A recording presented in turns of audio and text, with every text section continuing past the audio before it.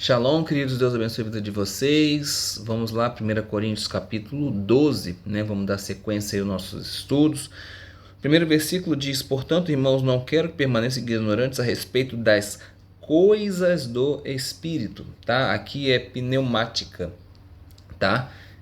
E não é dons espirituais. Então portanto, irmãos, não quero que permaneçam ignorantes a respeito das coisas do Espírito, não a respeito dos dons espirituais. Algumas traduções trazem desta forma, tá bom? É claro, Paulo vai tratar, tá, dos dons espirituais, capítulo 12, capítulo 13, capítulo 14, tá? Mas o termo mais correto de tradução seria esse, tá? Sobre as coisas do Espírito, e aí ele vai começar a falar dos dons do Espírito, que já é uma outra palavrinha no grego, né? Que é carismata, tá? Então são situações diferentes aí que nós vamos estudar, tá? Então assim, Paulo ele começa fazendo um esboço do que a gente vai estudar no capítulo 12, no capítulo 13, no capítulo 14. Então, Paulo começa aí mostrando para a gente a diversidade de dons, né?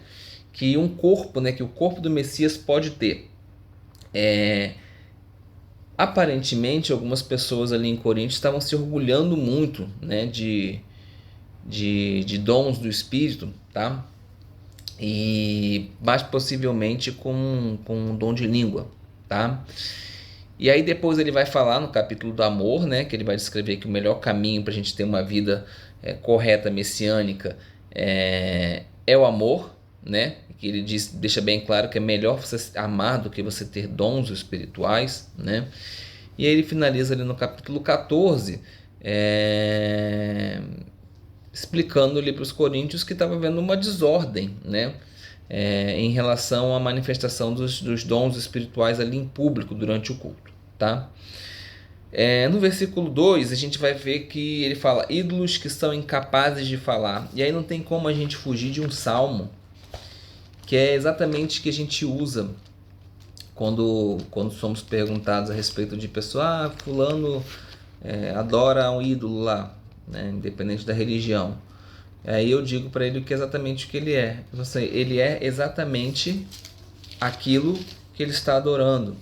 E onde é que a gente se baseia para falar isso? A gente se baseia isso no Salmo 115. Tá? Se a gente for do versículo 4 em diante, vai estar escrito assim: Os ídolos dele não são apenas prata e ouro feitos por mãos humanas. Tem boca, mas não podem falar. Tem olhos, mas não podem ver. Tem ouvidos, mas não podem ouvir. Tem nariz, mas não podem cheirar. Tem mãos, mas não podem sentir. Tem pés, mas não podem andar. Com a sua garganta não podem emitir som. Os povos que os fazem, né, que fazem esses ídolos, os povos que os fazem, se tornarão como eles, juntamente com todos aqueles que nele confiam. Então, né, é a pessoa que tem olhos e não consegue enxergar, tem boca, mas não consegue proferir palavras boas. Infelizmente, são pessoas que acabam se tornando como as estátuas que adoram, né? E ele faz um contraste, obviamente, com o Espírito Santo, porque esses falsos ídolos têm os seus movimentos, vamos botar entre aspas, através de demônios, né?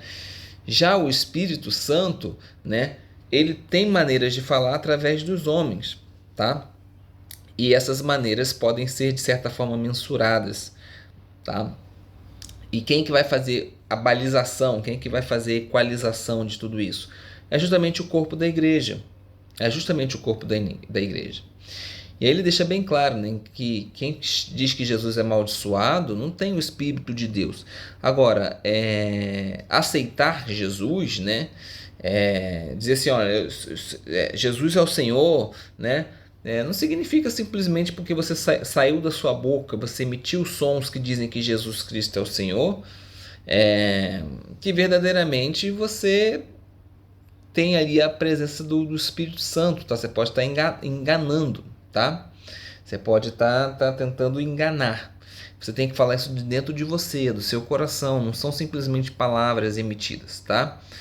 Agora, amaldiçoar Jesus é uma característica da ausência do Espírito Santo, tá? Então, provavelmente a pessoa que amaldiçoa Jesus está ali sendo dominada por algum espírito que se opõe a Deus, tá? Muito bem. Aqui a gente poderia discutir um pouquinho no capítulo 4, versículo 4, perdão, versículo 6, sobre essa questão de trindade, mas eu não vou entrar nesse assunto, tá? Esse é um versículo que muita gente que defende a trindade utiliza ele, tá? Mas enfatiza muito porque ele fala de Espírito, Senhor e Deus, né? Ele começa falando sobre Espírito, depois ele fala sobre o Senhor, que aí é Jesus Cristo, depois ele fala sobre Deus. Mas ninguém presta atenção nos verbos, né? Então, assim, conceder para o Espírito, ser servido para o Senhor, ou seja, para Jesus Cristo, né? E atuar para Deus. Aí ninguém entende que todas essas atividades são supervisionadas e conduzidas pelo mesmo e único Deus. Então o pessoal foca muito pelo fato de ter três Senhor, Espírito e Deus. E aí inventam a trindade em relação a isso daqui, tá? Bom, e aí o versículo 7 em diante, eu acho que é isso que todo mundo tem interesse nesse capítulo, né? Apesar desse capítulo ter muitas outras coisas interessantes, é justamente sobre a manifestação particular do Espírito Santo. Então, assim, cada um vai receber do Espírito, e a gente enfatiza bem isso, você vai receber. Você não faz por próprio mérito, você não recebe porque você é merecedor, né? E é o Espírito que vai distribuir para cada pessoa de acordo com a sua própria escolha. Não é porque eu Juliano, quero o dom de tal coisa. Eu posso orar e Deus pode me dar, tanto é que Paulo diz para a gente buscar esses dons, tá? Mas eu recebo de Deus. Não é pelo meu mérito, não é pelas minhas ações. É o Espírito que dá, é o Espírito que escolhe, tá? E isso é importante, se a gente for colocar nossa cabecinha no lugar. Isso acontece justamente para que não haja orgulho. Então isso é pro bem comum, é pro bem de todo mundo, né?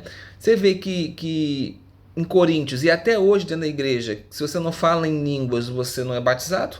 Nós vamos discutir sobre isso já, né? E o pessoal viaja um pouco na maionese. E Paulo ele vai dar ali os 9 carismatas, né? O carismata, que seriam os 9 dons do Espírito Santo. Quando a gente fala de dons, a gente está falando de coisas sobrenaturais. Então, qual é o primeiro que ele vai citar para a gente? Ele vai citar para a gente a palavra de sabedoria. O que é a palavra de sabedoria? É a sabedoria sobrenatural. É quando você recebe de Deus a condição para resolver um problema, que pode ser desde origem prática com origem espiritual. Então sabe aquela pessoa que Deus revela às vezes as coisas? Às vezes coisas práticas. Não sei onde eu deixei minha chave. Meu Deus, não sei onde eu deixei minha chave. Aí minha esposa vem aqui e fala assim, não, calma aí, filho, fica tranquilo. Cara, eu acho que tá lá em cima da cômoda. Aí eu vou lá, tá lá em cima da cômoda. Aí eu pergunto, mas você viu minha chave lá? Não, mas o Espírito me soprou. Isso não deixa de ser uma palavra de sabedoria. É algo que vem de forma sobrenatural para resolver um problema, que pode ser espiritual como pode ser prático. Então, às vezes, você dá uma orientação espiritual para aquela pessoa através do dom que o Espírito te deu. Ele traz algo para você, ele revela algo para você que vai solucionar aquele problema. O segundo que ele vai citar é a palavra de conhecimento, tá? E esse conhecimento não é o conhecimento simplesmente de eu ler muitos livros e ser muito inteligente. Ah, fulano é muito inteligente. Ah, eu me sinto muito inteligente porque eu leio 200 livros no ano. Não. É um conhecimento sobrenatural que leva você a compreender situações que normalmente você não conseguiria entender. É você conseguir compreender algo que seria inexplicável muitas das vezes, né? Então, assim, o David Stern ele traz um exemplo interessante, né? Que um homem, por exemplo, um pastor, ele estava expulsando demônios de uma mulher, e aí ele ouviu do Espírito que os demônios eles estavam ligados ao cheiro da mãe. E aí quando a pessoa veio à tona, descobriu-se, né, através de investigar ali, de perguntar, né, e ela dizia que toda vez que ela estava estressada, ela sentia o cheiro do travesseiro da mãe dela. Então havia alguma coisa ali que estava ligando. E só através dessa palavra de conhecimento que foi possível ser compreendido, tá? O terceiro é a fé, tá? E não é a fé simplesmente do que eu acredito em Deus. Não, é a fé que produz milagres, mas também é a fé que produz mártires. O que isso significa, Juliano? É aquela pessoa que morre. Ela acredita tanto em Deus, ela tem tanta fidelidade naquilo que Deus tem na vida dela, que ela é capaz de morrer pela palavra, ela é capaz de morrer por Cristo, como grandes mártires da igreja fizeram, tá? Dessa fé que nós estamos falando. Dom de curar, que talvez seja o mais complicadinho aí no meio dessa história. Porque olha só, algumas curas são divinas, né? Algumas curas são resposta de oração, oração comum. Não precisou nenhum profeta nem ninguém fazer uma oração, alguém que é visto pelo homem como muito importante, tá? Agora, tem cura, né, que vem através do dom de cura. Existem curas que vêm com milagres, né, com origem divina, mas também existe cura que provém de outros espíritos, inclusive de Satanás, tá? Mateus 24, Atos 16, versículo 16 ao 19, 2 Coríntios 11, 14, são exemplos disso. Então, às vezes você vê a cura, e muitas das vezes, se você não tem um outro donzinho que nós vamos falar lá, que é o sétimo dom, que é a habilidade de julgar espíritos ou discernimento de espírito, muitas vezes você fica confuso. Pô, mas Deus operou, Deus não operou? Muitas das vezes pode gerar essa confusão, uma confusão muitas vezes sincera. Você não está deixando de dizer que Deus não pode fazer aquilo. Deus pode fazer, claro que Ele pode fazer, mas muitas das vezes você vê pela mão de quem foi ou pelo histórico, a gente julga. O ser humano, infelizmente, tem essa visão. E se não tiver o discernimento espiritual, às vezes se embola um pouquinho. Agora, o dom de cura foi um dos principais do ministério de Jesus. E ele disse que nós faríamos obras maiores do que ele, tá? Agora, o Novo Testamento, ele não ensina que Deus vai curar todas as doenças, não, tá, gente? Vai lá no final, lá no fim de tudo, não vai ter choro, não vai ter doença, não vai ter tristeza, não vai ter nada disso, tá? Nem todas as coisas vão ser resolvidas de forma sobrenatural, mas algumas serão, tá? E eu acho que isso envolve muita fé.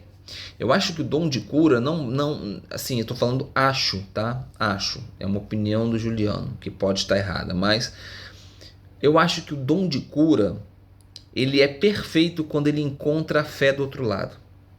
Mesmo que a fé esteja no desespero, aquela pessoa que está no desespero, que sabe que não tem mais jeito, e ela abre o coração e fala que não tem mais barreira, eu não tenho mais para quem pedir, eu só tenho Deus, então abre o coração por completo. Quando ela encontra o dom de cura e a fé, eu acho que a cura sobrenatural é imediata, sabe? Um pensamento meu. Então, cura ele é controverso por conta disso, tá bom, gente? Tem curas que são por orações normais. Eu orei e fulano curou. Não necessariamente foi porque eu tenho o dom de cura. Deus ouviu uma oração, tá? Deus ouviu uma oração. Mas existem pessoas que colocam suas mãos e Deus usa para curar. Ela se torna instrumento ali, né, fixo. Mas também tenho cuidados com as curas que não provêm do Espírito Santo, tá? Passa a régua nisso. O quinto dom é o de realizar milagres. Aí quando a gente fala milagre, é milagre em comum mesmo, tá? Não são coisas do dia a dia, né? No sentido, que são coisas do dia a dia? Ele foi lá e botou a mão e curou, foi um milagre. Sim, mas aí foi dom da cura ou foi de realização de milagres, né? Não, ele colocou a mão, mas ele não tem o dom de cura. Então mas ele realiza milagres, ele já fez muitas coisas acontecerem. Milagres como os profetas fizeram, gente. Então você vai lá, Elias, Eliseu lá com a questão dos pães, da comida, tá? Tudo isso pode ser relatado. Então, por exemplo, existem relatos que na África, por exemplo, na Indonésia, na verdade, de por volta de 1960, que foi quando o evangelho começou a chegar. E é interessante porque a realização de milagres ela é maior quando o evangelho está chegando em algum lugar, tá? Isso é histórico e fácil de ser rastreado. É quando as pessoas começam a receber, quando o evangelho chega num local, tá? E aí, por exemplo, na Indonésia, houve ali um relato de um milagre de que um pastor ou um profeta fez com que a água se tornasse vinho, tá? Igual Jesus fez. Não sei se isso é verdade, mas como exemplo a gente pode citar, tá bom? Sexto, profecia. Profecia literalmente é falar em nome de Deus. Agora, como é que eu faço, Juliano, para saber se um profeta ele é real, se ele fala de Deus realmente ou não? Primeiro, nós podemos usar o que está escrito em Deuteronômio capítulo 18, versículo 10 ao versículo 22. Diz assim: mas o profeta que ousar falar em nome alguma coisa que eu não lhe ordenei, ou que falar em nome de outros deuses, este profeta terá que ser morto. E se vocês perguntarem a si mesmo, como saberemos se uma mensagem não vem de Adonai, de Deus?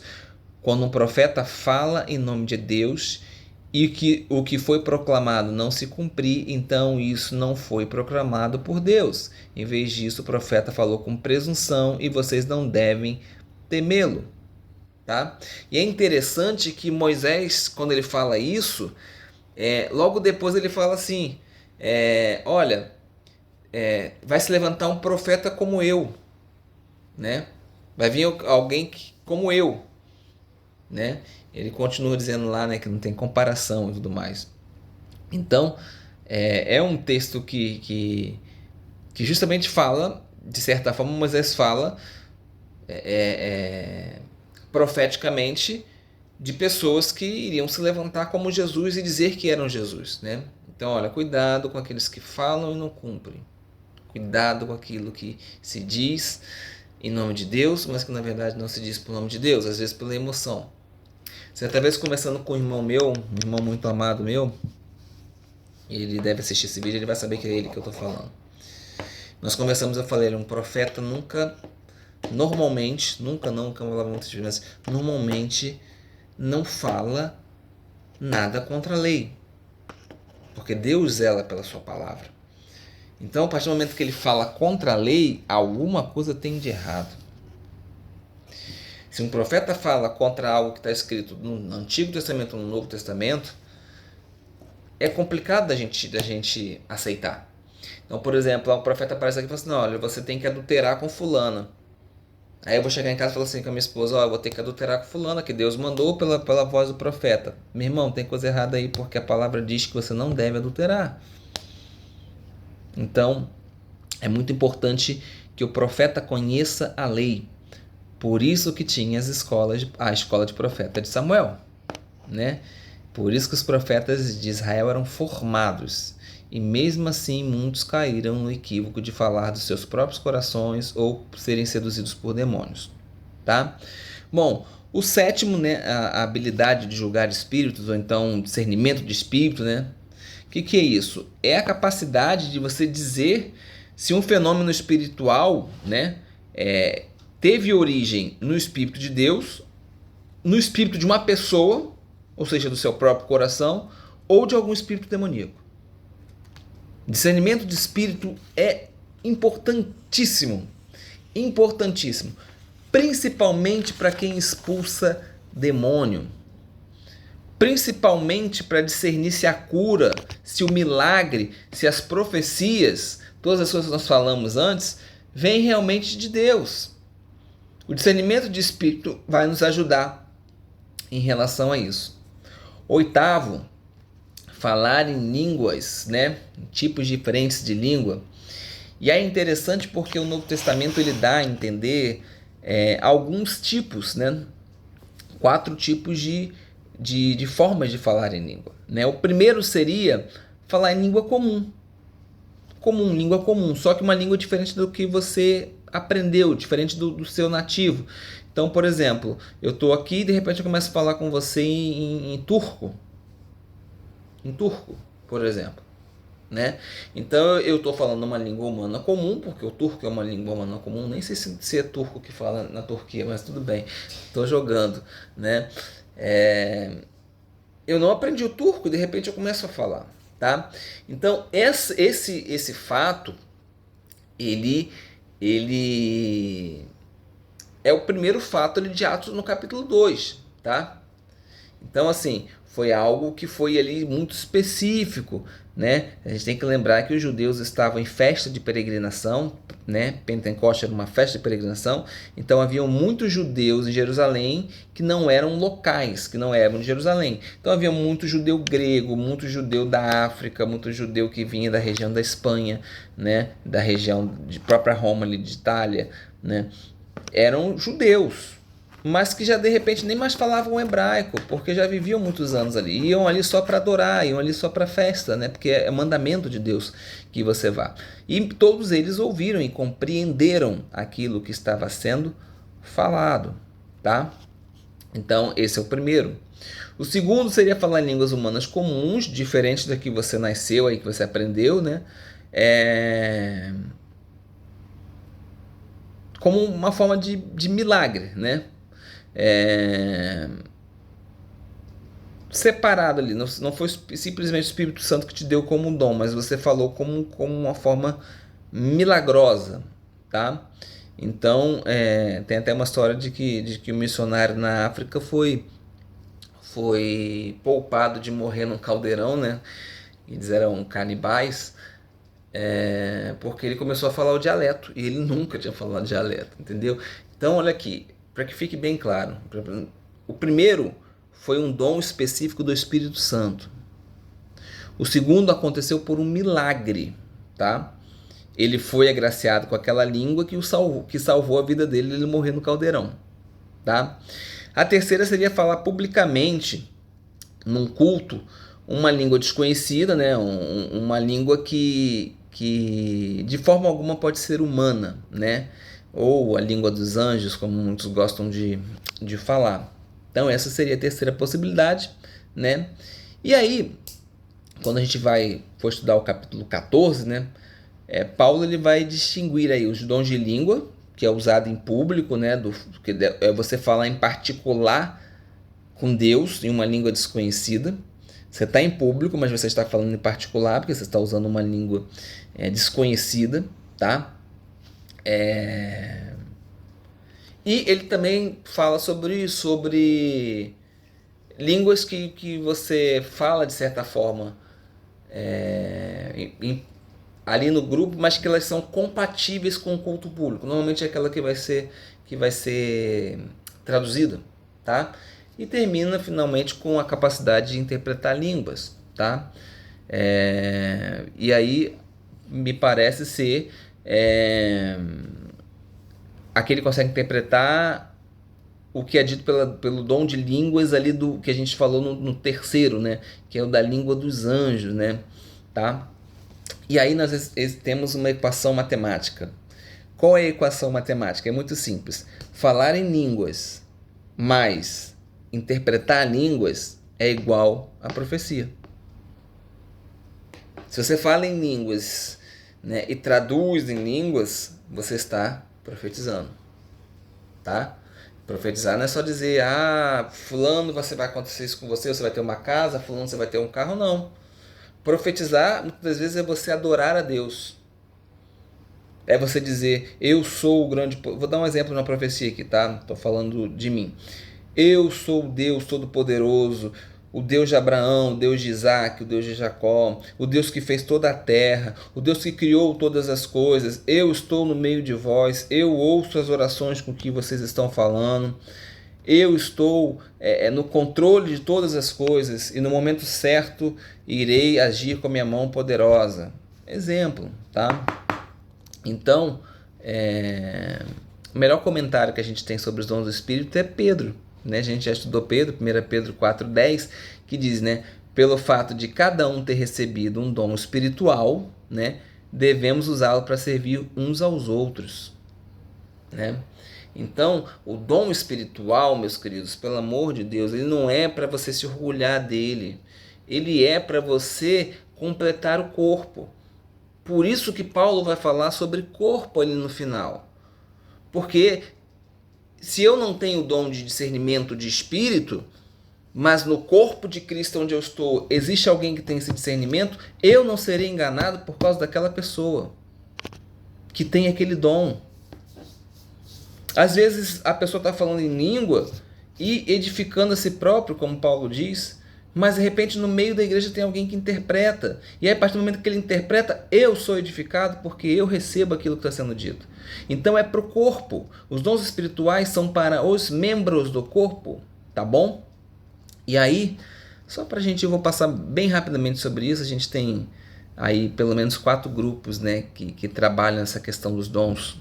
Né? Você tem, por exemplo, os carismáticos rigorosos. Quem são os carismáticos rigorosos? Normalmente, os pentecostais. Por quê? Porque eles acreditam que a imersão no Espírito, ou seja, o batismo no Espírito Santo, que é acessível a todas as pessoas, né, só mostra-se nas pessoas que falam em línguas. E eu acho que eu já dei. Eu não, Paulo já deu aí 9 dons do Espírito Santo. Não precisa discutir, né? Que existem pessoas que falam, tem pessoas que não falam. Isso não te faz melhor nem pior do que ninguém. Até porque vocês vão ver que no final ele vai dar a listagem e falar em línguas e interpretar tá lá no final. São os últimos. Tá? Existe a galera também que são os carismáticos tolerantes, né? Então eu acho que eu me enquadro nesse tópico que são os carismáticos tolerantes. Porque olha só, para mim falar em línguas não é necessariamente um sinal suficiente da presença do Espírito Santo. Já falei isso muitas vezes aqui com os meus irmãos, né? E não tenho problema de falar aqui também. Tem gente que só repete língua. Você ouve o seu pastor falando aquela língua, aquilo vai criando dentro da sua cabeça uma sequência rítmica normal, né? Vamos chamar assim de uma música, né? Com letra definida, e você começa a repetir aquilo muitas vezes por conta do seu emocional. Não estou dizendo que você não tenha o dom, mas muitas pessoas, infelizmente, passam por esta situação. Então, falar línguas não é necessariamente um sinal claro e evidente de que a pessoa foi batizada com o Espírito Santo. Tá? Quem que me ajuda nessa parte é o cara que tem discernimento de espírito. Porque o discernimento de espírito não é só o espírito de demônio, não. E o Espírito Santo de Deus, bendito seja. Mas o espírito deve ser o pessoal, a sua alma, seu espírito, né?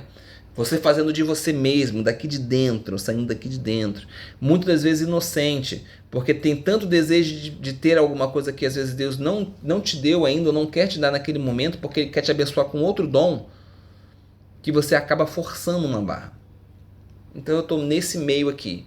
Eu acredito nos dons do Espírito Santo, e acredito que você pode ter o dom do Espírito Santo na palavra de sabedoria, de discernimento de espírito, você pode traduzir línguas, você pode ser profeta, tá?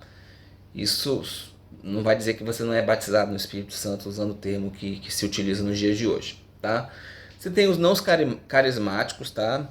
É a galera que acha que dons do Espírito Santo não são necessariamente falar em línguas, né? Mas muitas vezes não tiveram nenhum contato ainda, não receberam nenhum dom do Espírito. Então eles têm um pouco de, sabe, será que será que não é? Mas recebem bem as pessoas até. E os anticarismáticos é a galera que não crê nisso mesmo, acha que isso morreu lá no 1º século mesmo, e você não precisa daquilo, e fantasia da nossa cabeça, tá? Bom, Paulo vai começar a falar sobre o corpo, tá? Então, são os membros do corpo do Messias, judeus, gentios, escravos, livres, todas as pessoas têm o seu lugar determinado por Deus e têm funções apropriadas, tá? Que funções apropriadas são essas? Seriam os ministérios, né? E aí, esses ministérios eles devem descobrir e desenvolver, né?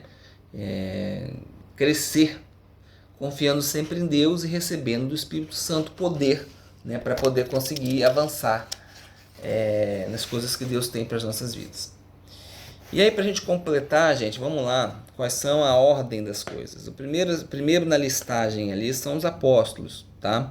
Os apóstolos foram os caras que foram responsáveis por proclamar o evangelho e por construir principalmente as primeiras congregações.